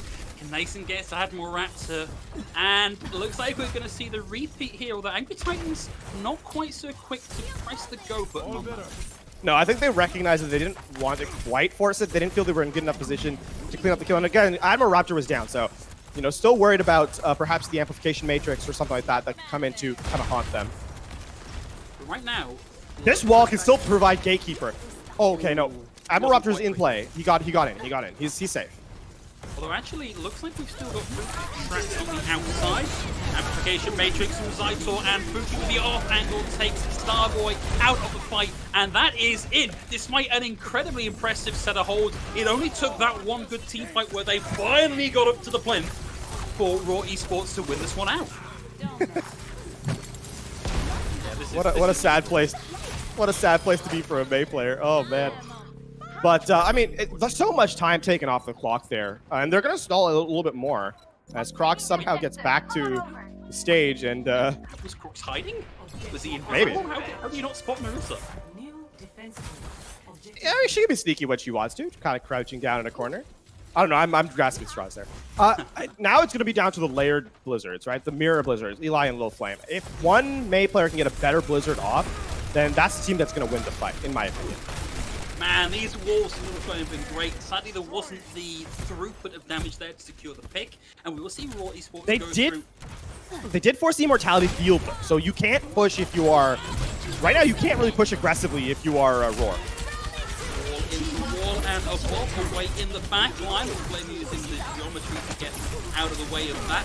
First Blizzard's going to come out from Eli, and Little Flame got Blizzard 2 the answering Blizzard. However, Love and Kanason are able to get out of the way of that and start to secure kills. So they managed to win that fight on the back of a Bob and a Gravitic Flux. And they didn't even commit the Blizzard either from Little Flame. So that is, not only was Eli forced to use his, Little Flame has, still has that crowd control ability. So pushing in this 6v6 unit, if Little Flame can layer that one down here in this next fight, can really mess up Roar's day here. Again, that wall from Little Flame providing so much value in a fight. And I think that has been, sort of a difference maker here for Angry Titans in this match. Yeah, really answering the question we had at the start as to whether or not Little Flame has a good May in the back pocket. There's another good wall. Man, that's going to be a nice pair of walls there. One to block off the entrance, one to block off the exits. No kills on it just yet, but Angry Titans haven't needed to use any ults to win another team fight. They did commit the amplification matrix in at some point in that brawl, but they still have the immortality field. Amplification matrix this time out from side, so Little Flame able to wall that off. Has to go into the ice block to stop the through of the damage they can have in the fight. Gets found out, and the Brig aggresses up onto the high ground, but the Blizzard is now out from Little Flame, trapping them all in the corridor, and even the Fortify is not going to keep you in this fight. Our boy wanted to stagger Tebow out a little bit, and Tebow said, I'm having none of that. Nope. So they send both back to spawn swiftly, and again, what an inexpensive fight for Angry Titans. They use the Blizzard. Doggo's going to be up to her amplification matrix fairly shortly. And, I mean, Angry Titans are looking pretty handy off the back of that, of Little Flame's May play. It's been quite an impressive turnaround from a Genji that was, kind of serviceable, kind of okay. There's the nice wall, pops them up onto the high ground, can't find the follow-up damage, and Mortality Bullets again gonna come out nice and early, and we are gonna see Raw Esports once more back out of the line of fight. You don't have to win these fights if you can take out that key utility. Love actually uses the Bob at some point in that play. Supercharger early. Big looks at his 3-1, able to fortify their way out of it, and we're now down to the final minute of the fight here. Team was up to the final love, and we've got the Bob in the back here for Fuki, provides some angles of control. No ults left available now that both of those amplification ultimates are off the table, and Naru has the Flux, throws Crocs up into the air, and Raw Esports finally take control of the point. But they're now down to 35 seconds. I mean, and Tebow gets taken out by Love as well, so there is still a contest available for Angry Titans. That's right, and we'll just see Little Flame tag onto the point and burn precious seconds off of this one. But now we have the Blizzard coming out from Eli. Hasn't managed to stop anybody getting onto the point to keep this going, and it's looking increasingly like this may be an overtime cap here, as Love is able to tag back in with the Doomfist, and it buys the space for Little Flame to get the Blizzard off. It will trap Fuki down the alley away from the points. We're now getting dangerously close to overtime, and it's only Admiral Raptor left on the point. They get knocked off out of it by the Wrecking Ball of Kanason, taken out eventually, as well as the wall comes up to stop the recon test coming through. Overtime ticks down, and just shy of 2 points on Anubis. I mean, we've been seeing the praise of Little Flame all map long, and I think it still needs to continue, Phil, because that defense, that whole stems from the fact that Little Flame was staring down the barrel of an amplification matrix, gets the wall off in time, survives long enough to farm up the Blizzard, and lays it down to force the fight to go in Angry Titan's favor. Yes, there was a great play by Liv there to get to play the Doomfist to get the pickoffs and the supports, of course. But Little Flame has really stepped up here on map number 3, and the May gameplay has been stellar from this player. It's a really nice surprise to be able to ask the question, oh, does he have a good May? And then to come out in the middle of the match and go, actually, yeah, do you know what? That's pretty good. Always nice to see that rounded out here. But LaFon, we're pleased to hear this is now no longer drawable.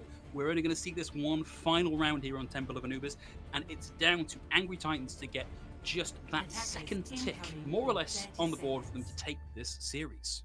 Yeah, it's a lot on the board. I mean, the offense for point A, the Angry Titans, they look dominant, but May has defender's advantage. When she's on the high ground, it's so much easier to land those walls. So we were singing Little Flame's praises, but can he do the same in a more difficult environment here on their offense? As I would expect Love to go and look for that one pickoff and then switch to the Ashe after going for that shot. Yeah, we saw Fuki do the same at the start of their offensive round. And, slightly different line of approach here. Maybe waiting things out a little bit. Going for an angle over onto the bridge, looking for somebody holding back. Doesn't seem to be anyone just yet. Love is committing to this. Okay. Okay, on the high ground. A lot of shields, not many heads to be placed, but no sign of going back and changing just yet as the rest of Angry Titans move their way in. Okay, they make the rotation. They realize they don't really want Dark Room. They're going to go over through main. Oh, there's the opener. Fuki taken out. Big rock into Love, but the damage has already been done. Man advantage now for Angry Titans as they start to push their way in. They've still got to be careful. There is a May on the field. This could still come up massively with a big split. There's the starter split for Little Flame. Doesn't find too much value. Has to drop it to allow his team to progress in. Gets that primary fire in over the top, but immediately to drop back into the ice block, and Love is going to find a second. The second Fuki gets back to the point. Love is going to take them out. Over on the high ground once again. This is now a shooting gallery for Love. The pressure they're providing and the point presence from Knason and the rest of the team is going to be more than enough to secure them a very quick point take. Widow is the feast or famine character, and Love is feasting right now. The Widowmaker finding so much value in that fight. Fuki's not having a good time. Gets picked off twice in a row. The first pick in a team fight. So that's going to be now point A unlocked in 5.5 minutes to get that just shy of 2 ticks. Wow, this has been such a dominant showing. And Fuki's going to swap over onto the Widow to mirror here, but Love's currently got the advantage with the infosite zone. Yeah, you can see how passively Fuki has to play, because you can't take a 1v1 against infosite. It looked like they were trying to give a bit of a fake out there, going back to the squad, but is now still on the Widow. Blizzard comes out from Eli, but it's too little too late. Teemo and Eli now both down. Croc's able to find that pick. We'll have the supercharger here as well. Immortality down, but the freeze comes through onto Naru. Crocs finds the damage there, and that counter's starting to tick up for Angry Titan. Not quite got the one tick just yet, but it is a matter of time. This needs to be a phenomenal start of a recon test. Fuki will find Crocs, but again, it's just too little, too late. The kills are there in abundance here for the Angry Titans. That's it. One last go at a contest here from the Wrecking Ball, who gets frozen up, isolated, taken out, knocked off the point. The Blizzard comes down, and Angry Titans, the blistering time bank on Anubis, are going to come away the victors in this series. Making it look easy on their offense, no questions there. And it all really just a fantastic gameplay from the Angry Titans on Temple of Anubis to close out the series. But I have to say, I'm very impressed with what Roar brought to the table here, especially in map number 2 on Blizzard World in the disadvantaged time bank. So a good play, good game indeed from both these squads, Angry Titans versus Roar Esports. One has to step away the winner, and it is Angry Titans, but head up all the way for Roar Esports, certainly. Absolutely, and again, we've come back to this a couple of times this evening. It's only the end for this month. Like, with the changes to Contenders, Roar Esports are going to be back next month, and they've got so much VOD footage to work with. They've got so much momentum. They've got so much time to practice and to prepare. So these guys are going to be a team that we've got to watch out for in the next round of trials. Yeah, absolutely.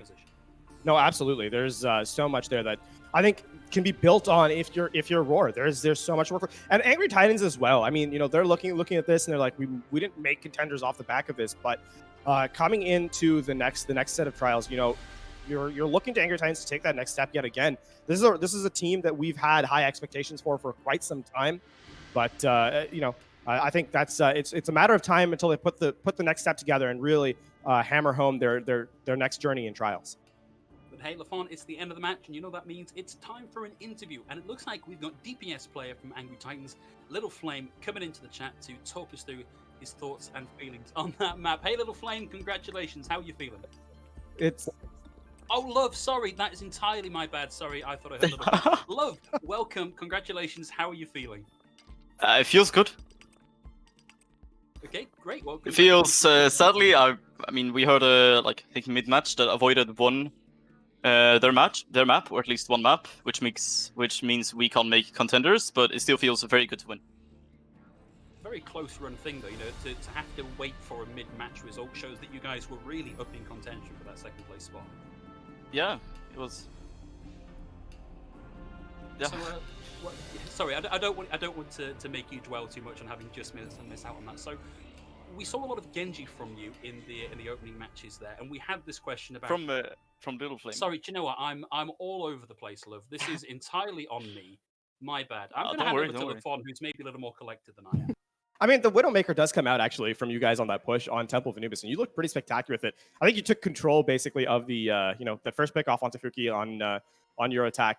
I mean, is the Widowmaker play? I know we see a lot of players pick Widowmaker in the early phases to get just that one pick off. Sticking with it though, that's always a risk. Was it something that you guys have consistently planned for, or was that more spur of the moment? Like I feel the Widow right now. I can go for the. I think it was more. I feel the Widow.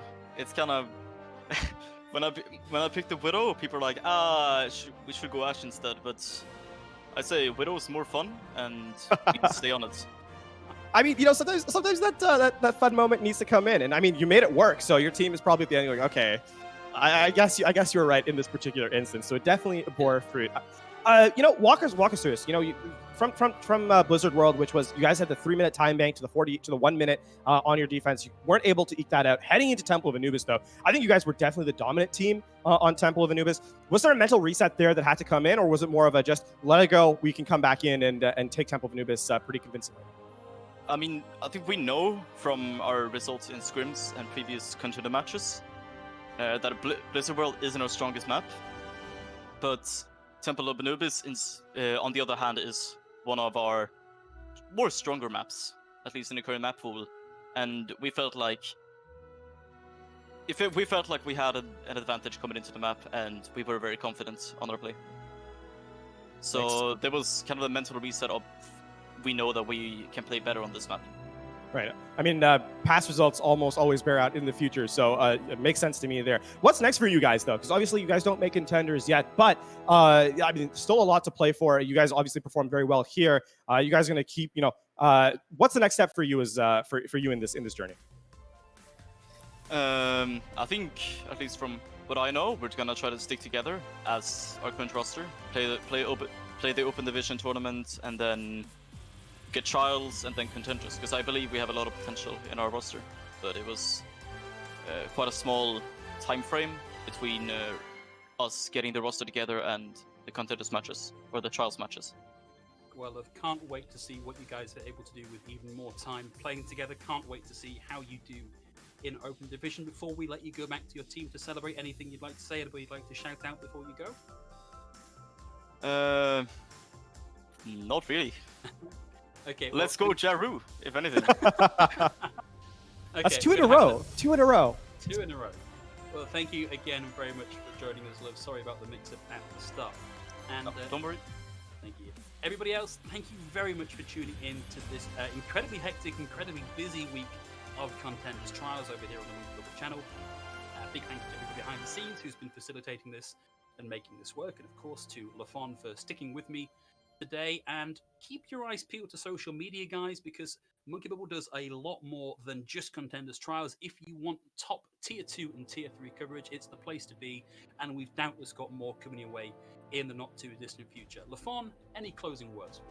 mean, thank you for having me. It's been an excellent ride. Thank you to all the casters, players, teams, everyone in this scene who helped put Contenders Trials on this week, because it's been fantastic Overwatch over the breadth of it. And then, you know what? Keep an eye on upcoming Contenders. The winners from here move on, and we'll see them perform there as well.